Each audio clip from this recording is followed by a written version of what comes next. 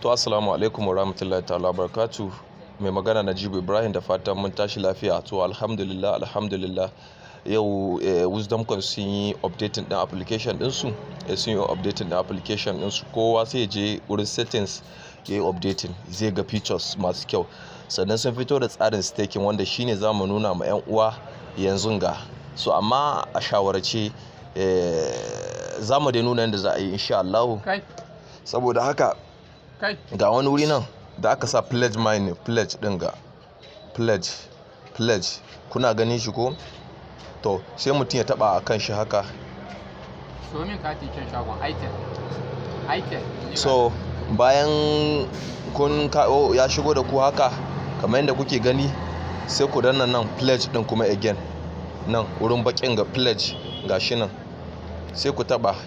So in kuka taba zai gwada maku enter pledge value minimum, abinda ake so mutum ya sa 1000 ne, kun gane ko?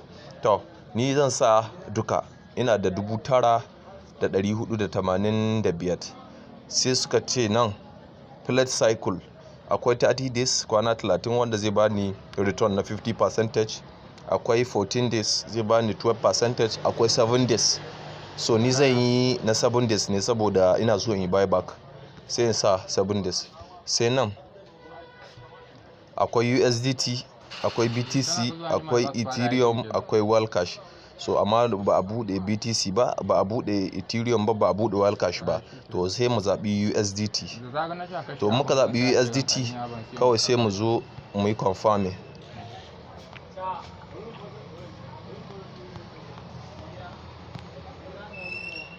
To shikenan muna confirming, za mu bar shi mun yi staking din shi kenan na kwana 7. Mun yi staking din shi kenan na kwana 7, zai ba mu daloli. Zai ba mu daloli na 10% na abinda muka sa.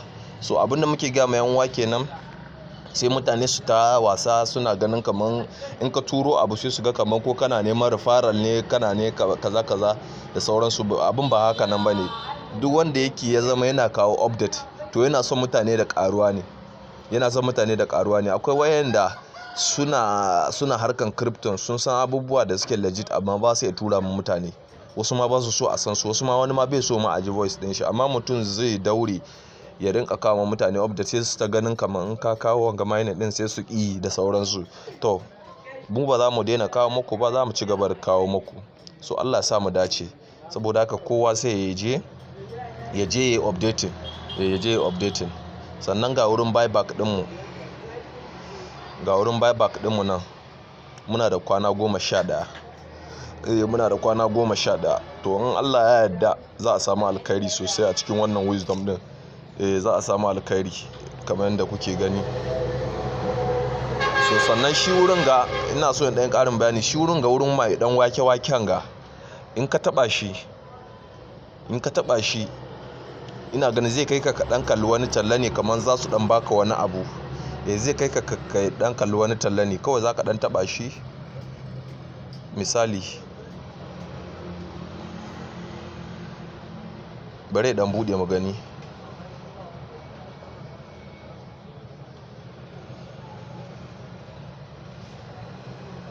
Gashi ne yana ta loading dai.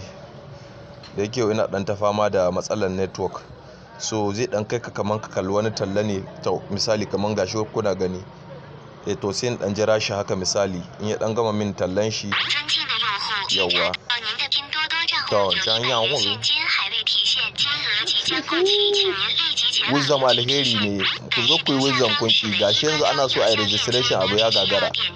Amma ba komai, rabo ne dama, kowa bai wuce rabon shi insha Allah. In kuma sun dawo da registration din, za mu zo mu ƙara turo ma yan uwa wanda ba su yi ba su yi, saboda akwai abubuwa nan gaba zuwa an Allah yarda. To sai mu cancel.